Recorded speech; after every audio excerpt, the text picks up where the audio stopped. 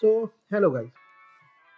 आज ये वीडियो मैं बना रहा हूँ भाई इसलिए कि how to select the proper है ना, क्योंकि आजकल आज की डेट में तुम्हें पता ही है सबको है ना कि कितनी फॉर्म्स आ चुकी हैं, प्लस उसके बाद कितनी फॉर्म्स का तुम्हारे सामने ही है। कोई पे आउट रिजेक्ट हो रहा है, कोई नई फॉर्म आ गई, कोई फेमस फॉर्म है ना, समझ रहे हो ना कि लोगों के साथ कितना वो हो रहा है। तो मेरा वो कोई वो नहीं है यहाँ पे कि किसी को नाम करो नेगेटिव, शुरू से नहीं है ना। सो यहाँ पे ये वीडियो इस वजह से 4-5 पॉइंट होंगे, हो सकता है थोड़ी सी लंबी वीडियो हो जाए, बट जितना मेरे को एक्सपीरियंस, जैसे मैंने अभी तक जितने भी अकाउंट यूज़ किए हैं, जितने भी कंपनी के साथ किया है ना, तो उस हिसाब से मैं बता रहा हूँ। एंड आई थिंक आपको क्लियर हो जाएगा कि भाई किस पे जाना चाहिए, किस पे नहीं जाना चाहिए, है ना। तो सबसे पहला फर्स्ट हम लोग का पॉइंट तो यही रहता है यार, देखो कि भाई पे आउट कौन सी कंपनी दे रही है ना।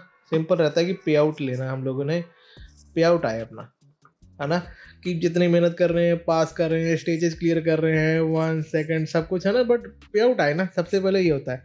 तो देखो इसका सिंपल सोल्यूशन ये है कि फर्म्स की डिस्कॉर्ड में जाओ, उनका पे आउट सेक्शन देखो, देखो कितने कब कब आ रहा है ना, कि डेली दे रहे हैं, कैसे दे रहे हैं, लोग जो हैं जिनके पास फंडेड है ना, उन लोग का क्या रिएक्शन है, ट्विटर पे देखो थोड़ा सा सब। तो इसका सोल्यूशन मेन मतलब जो मोटा मोटा देखा जाए तो ये है यार, कि जो पुरानी है ऑलरेडी वर्किंग है ना, और बड़ी बड़ी फार्म्स हो गई हैं जिन्होंने ऑलरेडी मतलब 10K मल्टीपल पे आउट दिए हुए हैं सिंगल सिंगल ट्रेडर को, है ना, उस पर ज़्यादा अपन बिलीव कर सकते हैं कि हाँ वो दे देगी। कोई भी देखो फ्यूचर में कोई भी बंद हो सकती है, इसमें कोई वो नहीं है कि हम कहें कि यार कोई 5 साल से काम कर रही, कोई 6 साल से काम कर रही, 10 साल से काम कर रही, बंद नहीं हो सकती, ऑब्वियस है वो भी बंद हो सकती है। ठीक है, वो भी रिजेक्ट मार सकती है पे आउट, वो भी बंद कर सकती है। रिजेक्ट भी हो सकता है कि रूल्स ब्रेक हुए हो, है ना, कई फॉर्म होती हैं जो कह लो वो दे देती हैं थोड़ा सॉफ्ट ब्रीच करके, या 1-2 बार चांस, एक बार तुम कह लो चांस दे देती हैं, वो भी बहुत कम बहुत रेयर होता है सिचुएशन, है ना। ज़्यादातर में अगर कोई गलती हुई है तो रिजेक्ट हो जाता है। सो सबसे पहला पॉइंट ये कि देख लो भाई, जो पुरानी है, जो बड़े बड़े पे आउट दे रही है ना, 200-300 सब दे देंगे, है ना। जो भी नई भी होगी, मतलब न्यू परफॉर्म होगी, वो भी 200-300 दे देगी। बट तुम ये देखो कि अगर वो मल्टीपल दे रही है, बड़े बड़े पे आउट्स, है ना, more than 5K to 10K, तो तुम समझो कि अगर 5 से 10 हज़ार अगर दे रही है वो, तो यार अपना स्टार्टिंग में जो भी होगा, है ना, ऐसा तो नहीं कि स्टार्टिंग में 10 हज़ार रुपये, ठीक है, टारगेट करिए, पहुँचोगे वो अलग बात है, पहुँच भी जाओगे, अगर पहुँचो अच्छी बात है, नहीं भी पहुँचो तो कम से कम एटलीस्ट है ना 500, 2 हज़ार, 1,000 ये तो दे दे, है ना। उसके बाद तो कोई प्रॉब्लम नहीं, कि अगर उसके बाद सब चलता रहता है ना। सो सेकंड, सबसे पहला हो गया अपना पे आउट का, कि पे आउट देख लो भाई कौन सी दे रही है ना। पहले पिछले साल से, पिछले 6 महीने से लगातार पे आउट दे रही है, उसको तुम फाइनल करो यार, ठीक है, इस पे जाएंगे, ठीक है। और वो उसमें पे आउट्स में भी कई मिल जाएंगी, है ना, तुमको पुरानी से पुरानी और कई मिल जाएंगी जो बड़ी मशहूर भी हैं, फेमस भी हैं, जो दे रही हैं, वो सब कुछ हो जाएगा ना। उसके बाद सेकंड पॉइंट हम लोग आता है रूल्स का, ठीक है, कि रूल्स, अब इसमें बड़ा ध्यान रखना है यार, रूल्स सबके लिए सारी परफॉर्म नहीं है, ठीक है, सारी की सारी फॉर्म सबके लिए है नहीं, क्योंकि सब में रूल अलग अलग है। सपोज एक एक रूल मैं बता रहा हूँ कि 2 मिनट मिनिमम होल्डिंग है, ठीक है, और कोई स्कैल्पर है ना, मैंने स्क्वाड में देखा हुआ है लोगों को प्रॉब्लम होते हुए कि 1 मिनट 1.5 मिनट में वो कर दिया, एग्जिट कर दिया अपना ट्रेड, पर वो काउंट ही नहीं हो रहा तुम्हारे प्रॉफिट में, समझ रहे हो, क्योंकि मिनिमम 2 मिनट मतलब 2 मिनट होल्डिंग का सीन है। सो अगर तुम्हारी स्ट्रेटजी स्कैल्पिंग की है, तो तुम तो ये पहले रूल देख के साइड हो जाओ उस फॉर्म से। अगर तुमने जो भी फॉर्म फाइनल की है, अगर उसमें आ रहा है कि 2 मिनट होल्डिंग है, तो उससे साइड हो जाओ, ठीक है, कि उसको मत करो। मैं नाम लूँगा, मतलब बहुत सी है मेरे ख्याल से, जैसे ब्लू गार्डन में भी है, उसमें भी 2 मिनट है, उसके नीचे उन लोग मतलब नहीं मानते, है ना, मल्टीपल एक आधी बारी मेरे ख्याल से उन लोग छोड़ देते हैं।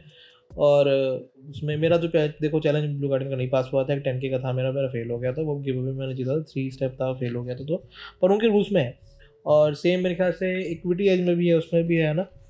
तो अगर तुम स्कैल्पर हो, तब तो ये जो मिनिमम ड्यूरेशन होल्डिंग वाला होता है ना, उससे दूर हो जाओ, ठीक है, मतलब रूल्स देखो, तुम्हारे लिए नहीं है वो। जो तो है स्विंग ट्रेडर, है ना, उसको कोई प्रॉब्लम नहीं, क्योंकि उसने तो होल्ड करना 1 आवर 2 आवर 4 आवर 6 आवर, उसका तो ट्रेड चलता रहेगा, ठीक है। अगर जो भी स्विंग ट्रेडर है वो आराम से जा सकता है इसमें, जो मिनिमम 2 मिनट होल्डिंग वाला सीन है ना, क्या है, जैसे मिनिमम 2 मिनट होल्डिंग वाला, उसमें आराम से जो जो स्विंग ट्रेडर है ना, या फिर बिग टाइम फ्रेम में काम कर रहा है, जो आवरली पे काम कर रहा है ना, जो 30 मिनट पे काम कर रहा है, 15 मिनट पे काम कर रहा है, ऑब्वियस है अगर 15 मिनट पे वो एंट्री ले रहा है, तो यार 1-2 कैंडल तो रुकेगा ही ना, समझ रहे हो कि नहीं। तो अगर उसके 15 मिनट में अगर वो SL भी लगाएगा सपोज, अगर 15 मिनट में यहाँ पे कहीं एंट्री ले रहा है, यहाँ पे एसएल लगा रहा है, तो ऑब्वियस उसका 2 मिनट तो हो जाएगा। जो बिग टाइम फ्रेम में काम कर रहे हैं, जो स्कैल्पर नहीं है, उनके लिए ठीक है। सेकंड देखो रूल उनका, देखो कि अगर तो अपनी स्ट्रेटजी देखो पहले क्या है। जैसे कईयों में है रूल्स में न्यूज़ ट्रेडिंग, कई में अलाउड है, कई में नहीं अलाउड है ना। न्यूज़ रूल कह लो इसको। कईयों में है कि जी 2 मिनट आगे पीछे, 1 सेकंड, 2 मिनट मतलब न्यूज़ आने के आफ्टर एंड बिफोर कोई भी ट्रेड ओपन नहीं करना, ठीक है। अब इसमें कई फॉर्म में है 5 मिनट, कई फॉर्म में है 8 मिनट्स, है ना। तो ये भी तुम देखना। जैसे मैं पर्सनली एनवाई सेशन में प्रेफर करता हूँ, है ना। एनवाई सेशन ही प्रेफर करता हूँ कि भाई इसमें मेरा मतलब ज़्यादातर टाइम एनवाई सेशन में मेरा होता है कि टारगेट आ जाता है कंपेयर टू लॉसेज। बाकी सेशन में मेरे लॉसेज ज़्यादा होते हैं, तो इसलिए मैंने जैसे जो भी जनरल किया मेरे को पता लगा जितने भी कि एनवाई सेशन इस भाई कि मतलब अब मैं एनवाई में ही करता हूँ, ठीक है। उससे अलावा मैं यूरोप और एशिया में नहीं देखता हूँ, बिल्कुल मतलब देखना ही बंद कर दे कि उसमें ओवर ट्रेडिंग होगी, सेटअप मिलेगा, ऐसा होगा, ठीक है। अब एनवाई सेशन में प्रॉब्लम ये है कि तुम कह लो तकरीबन डेली ही एनवाई सेशन में न्यूज़ होती है, डेली होती है उसमें, है ना। तो वो देख लो तुम। जैसे अब मेरे लिए प्रॉब्लम ये है कि अगर कोई फर्म है जो न्यूज़ नहीं अलाउ कर रही, अगर समझ रहे हो, न्यूज़ में ठीक है रिस्क रहता है ना, कि लो हो सकता है अकाउंट या कुछ भी हो सकता है। और बहुत से अकाउंट मतलब चैलेंज वाले मेरे गए भी हैं, है ना। इसी तरह गए हैं कि प्राइस मतलब यहाँ बाई किया है, एसएल यहाँ है, चार्ट में आया ही नहीं यहाँ पे, और मतलब यहीं से घूम गया, मतलब एसएल मार दिया और जो ट्रिगर प्राइस हुई यहाँ पे, समझ रहे हो, तो चार्ट में नहीं दिखा रहा। चार्ट में दिखा रहा है कि यहाँ से ही मुड़ गया, एसएल मेरा यहाँ पे, पर जो ट्रिगर हुआ है वो यहाँ पे हुआ। तो न्यूज़ में ये होता है, ठीक है। अगर तुम्हारा वो है, अगर इसको तुम मैनेज कर सकते हो तो तुम्हारे पे है। बट अगर तुम कह रहे हो कि एनवाई सेक्शन है या न्यूज़ है ना, तो तुम देख लो कि अगर तुम उसमें हो कि बाद में ही प्रॉब्लम करेगी। जैसे कि मेरे साथ आज भी है, कई फॉर्म्स हैं जैसे फंडिंग मिक्सर सपोज, आज की डेट में वो न्यूज़ नहीं अलाउ कर रही, 5 मिनट्स पहले 5 मिनट बाद में, है ना। तो मेरे को कितनी बार ऐसा हुआ कि ट्रेड छोड़ना पड़ा है। कितनी बार, जैसे मान लो IST मान लो, है ना, 7:30 पे है और मैं सपोज़ करो 6:45 का ट्रेड खोल के बैठा हूँ, या सपोज़ करो 7, तभी मेरे को निकलना पड़ता है 7:25 में, समझ रहे हो, छोड़ना पड़ता है। सेम गोज़ फॉर मान लो 7 बजे या 7:10 पे कोई मिल गया एंड 3:30 मतलब यहाँ पे है, तो इसलिए छोड़ना पड़ता है कि भाई अगर प्रॉफिट भी हुआ इसमें, अगर प्रॉफिट TP पे चला गया तो वो मेरा कंपनी हटा देगी, है ना, टोटल PNL से, कि वो नहीं होगा। अकाउंटिंग से कहना है कि अकाउंट नहीं ब्रीच होगा आपका, बट आपका जो प्रॉफिट है वो रिमूव कर दिया जाएगा उसमें से, अगर न्यूज़ के टाइम पे आपका वो हिट होता है। अगर इसको बचाना है तो कम से कम 5-6 घंटे जो पहले जो स्विंग वाले अकाउंट हैं, जो 5-6 घंटे पहले कि जिन्होंने वो वाले मतलब 5-6 घंटे पहले जो मतलब ऑर्डर ओपन हुए हैं, उनका अगर हिट होगा तो वो ठीक है, अदरवाइज नॉर्मली नो, मतलब जो 5-10 मिनट या आधे घंटे 1 घंटे पहले जो ओपन हुआ उनका नहीं होगा, ठीक है। ये सीन। अब इसके बाद थर्ड रूल आता है जो बिगनर के लिए, और मैं या किस मैं नहीं प्रेफर करूँगा यार, ना बिगनर होने, बहुत ज़्यादा प्रोफेशनल बंदा उसको कुछ नहीं कहें, मतलब उसको फ़र्क नहीं पड़ता, बट जो बिगनर होगा उसमें आता है कंसिस्टेंसी रूल वाला, है ना। इसमें भी मत फंसना यार।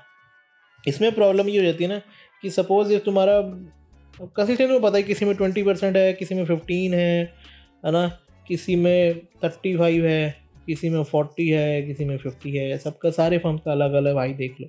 40-50 स्टिल मैनेजेबल है, समझ रहे हो, 40 और 50 स्टिल मैनेजेबल है कि ठीक है, बट ये 20-15 ये मैनेजेबल मतलब नहीं है, इसलिए यार टारगेट बहुत ज़्यादा करने पड़ जाते हैं। इसमें प्रॉब्लम ये होती है कि सपोज तुम्हारा 10K का अकाउंट है, ड्रॉडाउन में है, 600 पे बैठे हो तुम, 9600 पे।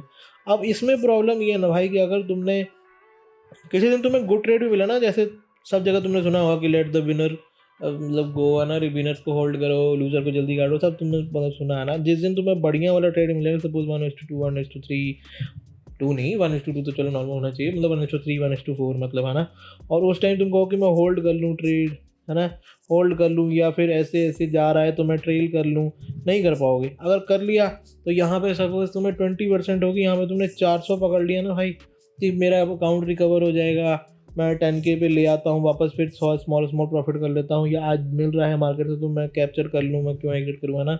यहाँ पे भाई 20% भी हुआ ना भाई, तो तुम्हें यहाँ पे पता 420 मतलब तो तकरीबन 2000 होता है ना, देख लेना इसका। अगर 20% कंसिस्टेंसी हुई ना किसी में, सॉरी कंसिस्टेंसी तो तुम्हें 2000 करने पड़ेंगे, और 10K पे 2000 समझ रहे हो यार, 20% प्रॉब्लम हो जाती है कंसिस्टेंसी में, है ना।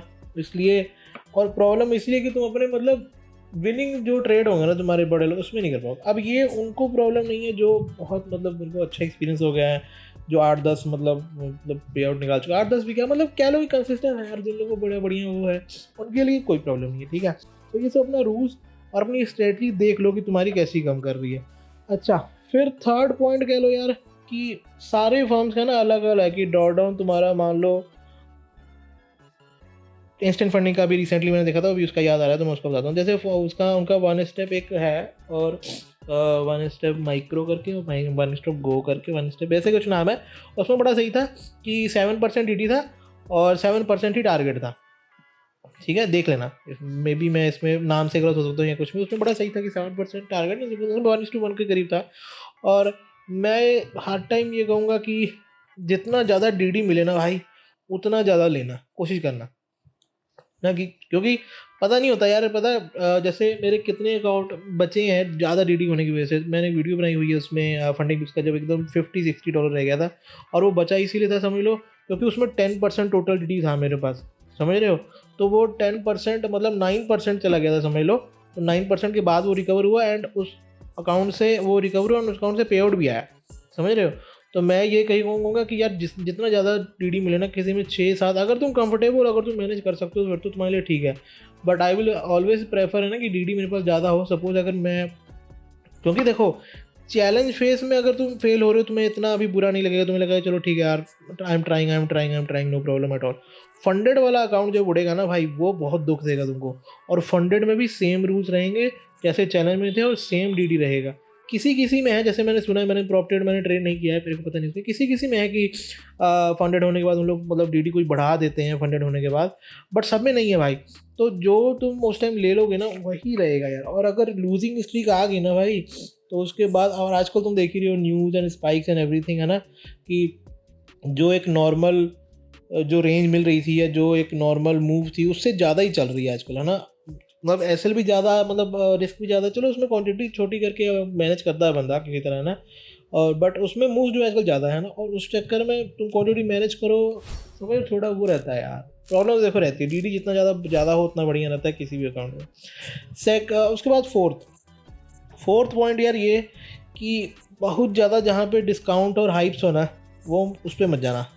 वही है कि यार जो पुरानी है जो वो है, गलत हो गया कि ठीक है डिस्काउंट जिसमें लगे हो ना उस पर मत जाना यार, सिंपल सी बात है कि उसमें अगर बहुत बढ़िया फर्म में होगी कोई डिस्काउंट ज़्यादा दे रही होगी, अगर तुम्हें पता है कि हाँ कुछ स्पेशल ओकेज़न चल रहा है उसमें डिस्काउंट मिल रहा है तो पहले ओके ठीक है ना। मैं किसी पे वो नहीं कर रहा कि मतलब कि किसी को मैं वो नहीं कर रहा ना कि नेगेटिव तरह से नहीं बोल रहा, बट जैसे मेरे साथ हुआ पड़ा है अर्नेक्स में हुआ पड़ा, जो मेरा वो हुआ था $2700 का, $2700 का मेरा पे आउट रिजेक्ट हुआ था। क्यों हुआ था?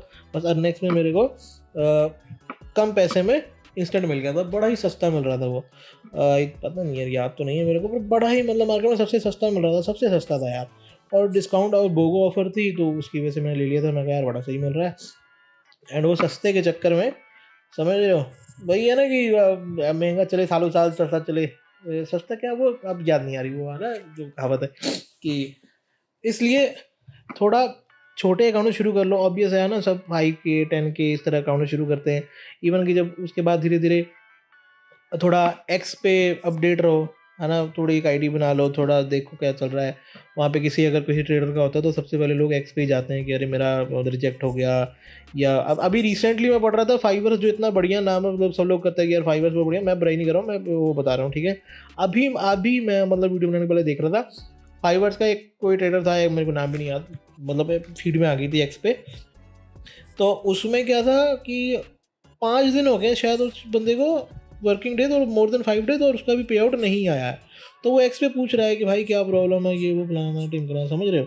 तो कहने का मतलब है कि देखो पुरानी से पुरानी फर्म भी कर सकती है, पर आप थोड़ा सा अगर देख लेना, रूल्स पहले पढ़ लें और वो कर लें तो फिर सही है। अगर तो देखो गिव अवे मिल रहा है फिर तो आंख बंद करके यार सब में पार्टिसिपेट करो। मैंने खुद नहीं किया हुआ जब तक मेरा फर्स्ट पे आउट नहीं आया था भाई, कि वो मैं अंधा पार्टिसिपेट करूँ, ठीक है। मिलेगा भाई, ऐसा नहीं होता कि सब में मिलेगा, तुम्हें पता ही है ना। पर एटलीस्ट तुम्हें बताऊँ, मैं कम से कम मैंने जून 25 में, हाँ जून 25 में मैंने जैसे फंडिंग में पास किया था, तो जून से लेके अब मेरे को वो नहीं याद भाई, बट ये है कि है ना, तो मतलब मैंने कम से कम नहीं तो भाई विद इन 4-5 मंथ्स में मैंने 8-10 अकाउंट तो जीते ही होंगे, है ना, मतलब गिव अवे में। डिस्कॉर्ड वगैरह भी एक्टिव रहो और एक्स पे वो करो, अगर गिव अवे में अकाउंट मिल रहा है तो भाई मजे से जो मर्जी रूल्स है, कोई प्रॉब्लम नहीं है ना, कि तुम्हारी इन्वेस्टमेंट नहीं है, अगर तुम पास हो गए अच्छी बात है, नहीं पास हुए कोई प्रॉब्लम नहीं, है ना। ठीक है कि पास हुए थोड़ा सा तुम्हें रूल्स की वजह से प्रॉब्लम होगी पे आउट लेके किसी, मतलब अब बाद में बड़ा अकाउंट या किसी में जिसमें भी शिफ्ट होना हो लेना आराम से, उसमें अब बहुत ऑप्शन आ जाती है ना, पर शुरू में जब भी आप कर रहे हो उस वजह से बना लो, ठीक है। सेकंड, अच्छा अब आती है सिक्स्थ पॉइंट है कि पे आउट फ्रिक्वेंसी क्या है। सेम अभी उससे याद आई फाइवर्स वाले से, है ना, कि कोई फर्म ऑन डिमांड देगी तुमको, है ना, कोई देगी वीकली, कोई देगी मंथली, है ना, कोई देगी 15 डेज 2 वीक्स लगा लो, है ना। तो वो सब देख लो कि फॉर्म कितनी देर में दे रही है रिक्वेस्ट करने के बाद, है ना। सेम गोज फॉर, अब तुम सोचो, क्योंकि ना ज़्यादातर जैसे मैंने जो फॉर्म्स में रिक्वेस्ट किया हुआ है, क्या होता है कि हम जब रिक्वेस्ट डालते हैं ना तो वो हो जाता है, ट्रेडिंग डिसेबल्ड हो जाती है ना, जब हम लोग रिक्वेस्ट डालते हैं। सो अब रिक्वेस्ट डाला, ट्रेडिंग डिसेबल्ड है, समझ रहे हो, और अप्रूव नहीं हुआ है, तुम्हारा पेंडिंग है, तुम्हारा वर्किंग डेज वो 7 चला जा रहा है, 7 वर्किंग डेज, समझ रहे हो, कि एक हफ्ते ज़्यादा, क्योंकि हफ्ते में 5 वर्किंग डेज होते हैं। अब समझो 10-12 तुम्हारे ऐसे ही खड़ा है, बस उसी में तुम वेट बैठे हुए हो कि अप्रूवल ही नहीं आ रही भाई, हैं। तो ये भी सब प्रॉब्लम है। ये भी देखो कि ऑन डिमांड है, वीकली है, मंथली है, मतलब वो है ना। और उसके बाद कितनी देर में हम लोग प्रोसेस कर देते हैं, समझ रहे हो, कि कितने देर, 1-2 दिन, 3 दिन, 4 दिन, 5 दिन, एटलीस्ट उनको पता तो हो ना भाई कि कितने देर में तुम्हारे पास आ जाएंगे, है ना। और उसके बाद एट्थ पॉइंट है, 7th पॉइंट, जो भी है पॉइंट देख लेना यार। इसके बाद ये है कि तुम देखो सपोर्ट उनका कितना एक्टिव है ना। डिस्कॉर्ड पे वो कितने, मतलब जिनको प्रॉब्लम हो रही है तो कितना सॉल्व कर रही है फॉर्म, समझ रहे हो। कई है कि कोई जवाब ही नहीं मिल रहा है, तो कोई फ़ायदा ही नहीं यार सपोर्ट का, समझ रहे हो ना। कि कोई तुम अपना पैसा भी लगा लो, अपनी मेहनत भी लगाओ, टाइम भी लगाओ, पास भी करो, सब कुछ करो, और उसके बाद पता लगे कि भाई अब जब प्रॉब्लम हो तो सपोर्ट में है ही नहीं कोई, समझ रहे हो। तो ये सपोर्ट पे तुम जब भी वेबसाइट पे खोल के देख लो, है ना, सपोर्ट रिगार्ड कुछ भी पूछ लो भाई, जो भी तुम्हें डाउट हो वो पूछ लो उनसे, देखो कितनी देर में रिप्लाई आ रहा है ना। और जैसे डिस्कॉर्ड में जाके देखो कि जनरल चैट और जो भी है ना, टिकट खोल के देख लो, मतलब ऐसा नहीं कि नजायज़ ही खोलते रहो, बट एक जनरल चैट में ही तुम्हें जो मोड से तुम्हें दिख जाएगा कि यार कौन कितना एक्टिव है, उन लोग कितनी देर में रिप्लाई दे रहे हैं। और अगर कोई अगर नेगेटिव भी बोल रहा है या किसी को प्रॉब्लम अच्छी खासी आ रही है, तो वो क्या मैसेज उनके डिलीट कर रहे हैं या फिर उनको रिप्लाई दे रहे हैं, क्या कर रहे हैं, ये सब थोड़ा ना देखोगे तुम्हें पता लग जाएगा कि क्या सीन चल रहा है क्या नहीं। और उसके बाद एक एक्स्ट्रा पॉइंट ये है, और कि ना जिन जैसे किसी भी तुम डिस्कॉर्ड में जाओगे ना किसी की फॉर्म में, तो उसमें फंडेड रोल रहता है, जिनके पास फंडेड अकाउंट रहते हैं ना, उनसे मैसेज करके पूछ लो कि भाई आपका कैसा एक्सपीरियंस है, बता देते हैं यार। देखो वो ठीक है, फिर पता क्या, बंदे बिजी भी रहते हैं, तो फ्रेंड रिक्वेस्ट मैसेज तुम्हें पता है डिस्कॉर्ड का सिस्टम उसमें चला जाता है, नहीं दिखता है ना। तो बंदे बता भी देते हैं, कई बार बंदे नहीं भी देखते यार मैसेज, उसमें मैं कुछ नहीं कर, मतलब उसमें मैं कुछ नहीं बता सकता यार, है ना। तो बहुत से बंदे बता देते हैं, बहुत से बंदे नहीं बता पाते, मे भी हो सकता है रिक्वेस्ट ना देखे हो, मैसेज ना देखे हो, या फिर बहुत ज़्यादा मैसेज ऑलरेडी पड़े हो, तुम्हें डिस्कॉर्ड का सिस्टम पता ही है ना। तो ये हिसाब से नहीं था, है ना। और उसके बाद एंड ये है कि जो मेन पॉइंट्स तुम्हें पता ही लगे, पे आउट देख लो भाई, और अपने अपने स्ट्रेटजी के मेन पॉइंट देखो। मेन जो मैं मेरे एक्सपीरियंस में है, मेन ये है कि आपकी स्ट्रेटजी देखो क्या है ना। आप हो स्विंग वाले या स्कैल्पिंग वाले, जो भी हो, है ना, या फिर आप इंट्राडे हो कि 2-4 घंटे बैठेंगे, जो जो भी तुम्हारा सीन है ना, अपनी स्ट्रेटजी देखो भाई, अपनी स्ट्रेटजी के हिसाब से तुम अपना प्रोफॉर्म चूज़ करो, ठीक है। रूल्स जो होते हैं इनके, वो सबसे बोरिंग पार्ट होते हैं, टू बी वेरी ऑनेस्ट, तो मेरे को भी पता है बहुत बोरिंग पार्ट होते हैं, और इनके जो रूल्स कभी कभार लिखे भी रहते हैं ना भाई, पढ़ने में भी सिर दुख जाता है। बट अगर तुम चाहते हो कि तुम्हारा पे आउट आए, तुम्हारी मेहनत ख़राब ना जाए, तो भाई उसमें जब बहुत ज़्यादा ज़्यादा यार क्या लगेगा, 20 मिनट लगेगा भाई, ज़्यादा ज़्यादा 20, बहुत ज़्यादा। अगर मान लो कोई बंदा, कोई भाई है अपना, उसको इंग्लिश नहीं आ रही भाई, वहाँ से कॉपी मारो, चैट जीपीटी पे जाओ, उस पर सारा ट्रांसलेट कराओ, उसको कहोगे हमको बताओ, समझ रहे हो कि नहीं। तो देखो रूल्स बहुत बोरिंग पार्ट है जो वेबसाइट में है उनके, और वो बहुत ज़रूरी है भाई पढ़ने के लिए। और पूरा कॉपी मारो, पूरा नहीं कॉपी कर सकते, समझ रहे हो ना, कि हाफ हाफ करके मार लो, कोई अगर वर्ड्स लिमिट हो, कुछ भी हो, जैसे भी हो, है ना, तो उसको करो, ठीक है। क्योंकि देखो बाद में अगर रिजेक्ट हुआ ना भाई, देखो अगर तुमने कुछ भी छोड़ा और तुम्हारी गलती हुई, कोई रूल्स ब्रेक हुआ, है ना, कुछ भी हुआ, अगर तुमने क्या लिखा गया, सॉरी, है ना। अगर रूल्स ब्रेक किए एंड उसके बाद रिजेक्ट हुआ भाई, उस टाइम कोई हेल्प नहीं कर पाएगा। सिंपल बात बता रहा हूँ, ना सपोर्ट जवाब देगा। अगर किसी का तुमने कोड भी यूज़ किया होगा ना भाई, उनके भी हाथ में नहीं होता है, समझ रहे हो। क्योंकि मैंने किया हुआ है, मैंने देखा हुआ अर्नेक्स में मैंने वो किया था, और जिसका भी मतलब कोड भी किया था वो, उन्होंने भी ट्राई किया था, पर फॉर्म ने यही कहा कि जी रूल्स हैं हमारे, समझ रहे हो कि नहीं, कि रूल्स ब्रेक हुए हैं। रूल्स ब्रेक मेरा कुछ भी नहीं था, जब पता ही होगा तुम लोगों को, नहीं पता तो बताता हूँ एक सेकंड में, कि उसमें बोगो ऑफर में लिया था। बोगो ऑफर में ये हुआ था कि उनकी लिमिट मतलब क्रॉस हो गई थी, फिर 75 के इंस्टेंट अकाउंट का उनका वो था, लिमिट था, एंड मेरे पास जो हो गया था वो 85 हो गया था। ठीक है, बोगो में उनका एक था कि मतलब ऐसे था ना, अभी मेरे को एग्जैक्ट याद नहीं, ऐसा था कि 50 के लो, तो जो भी था यार, अभी याद नहीं, फॉर्म भी बंद हो गया, मैं वेबसाइट भी नहीं देख सकता, मैं वो भी नहीं याद मेरे को। ठीक है, ये दिवाली के टाइम की बात है, अक्टूबर, आई थिंक अक्टूबर की बात है, या अक्टूबर से एक महीने मंथ पहले की बात होगी, मेरे को याद नहीं है। ये दिवाली की बात है, दिवाली की बात है, क्योंकि मैंने कोड हैप्पी दिवाली चल रहा था, एंड फिर मैंने पूछा था जिन बंदे का मैंने कोड इस्तेमाल किया था कि भाई वो मिलेगा तो बताओ, तो कहते हैं हाँ मिलेगा। तो मेरा कोड इस सेम सीन था, बट उन्होंने भी बहुत को मतलब जैसे उन्होंने बताया, मेरे को कोशिश की, मैंने बात की, बट वही था, फॉर्म का सीधा सीधा रिप्लाई था कि रूल्स ब्रेक हुए, रूल्स फॉर्म की साइड से हुए, और फिर मेरा मर गया। ठीक है, तो मेरे कहने का मतलब यही है कि भाई थोड़ा सा लेने के पहले देख लो, है ना, किसी के बहुत ज़्यादा इन्फ्लुएंस में ना हो। क्योंकि तुम समझो कहीं मार्केटिंग अच्छी हो रही होगी, तुम्हारे पास बार बार सामने इंस्टाग्राम पे ऐड आ रहे होंगे या कुछ भी आ रहे होंगे, उसका मतलब ये नहीं ना है कि भाई फॉर्म बढ़िया है या तुम्हारा पे आउट आ ही जाएगा, है ना। हम लोग को क्या मतलब है, हम लोग को मेन मतलब ये है कि हमारा पे आउट आए, चाहे छोटा हो चाहे बड़ा हो, है ना।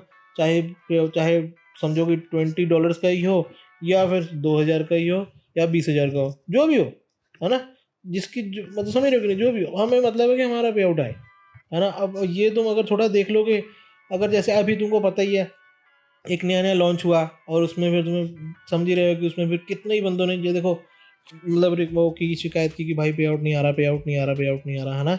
मैं नहीं कह रहा हूँ कि सब गलत है, या मैं नहीं कह रहा हूँ कुछ भी, मैं किसी के बारे में कुछ नहीं कह रहा हूँ, बट अगर जो बंदा या जिसको एक एक्सपीरियंस होगा, जिसके मार के भाई उसमें क्या ही कर सकते हैं, कोई बंदा कुछ कर सकता है, बताओ, कुछ नहीं कर सकते, है ना।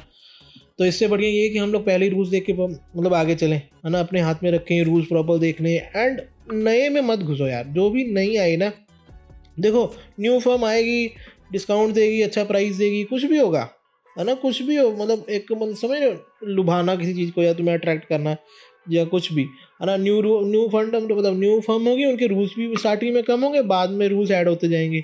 से अच्छा इंस्टेंट फंडिंग की बात करें तो इंस्टेंट फंडिंग जो मतलब माइक्रो आया था पहले, इतनी बड़ी कंपनी, इतनी पुरानी कंपनी, और सबका पे आउट अच्छी पे आउट भी दे रही है।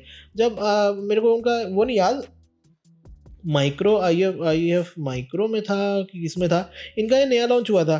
पहले इसमें लॉट लिमिट ज़्यादा थी, ठीक है, और उसके बाद जब उन्होंने बाद में कम कर दी, ठीक है।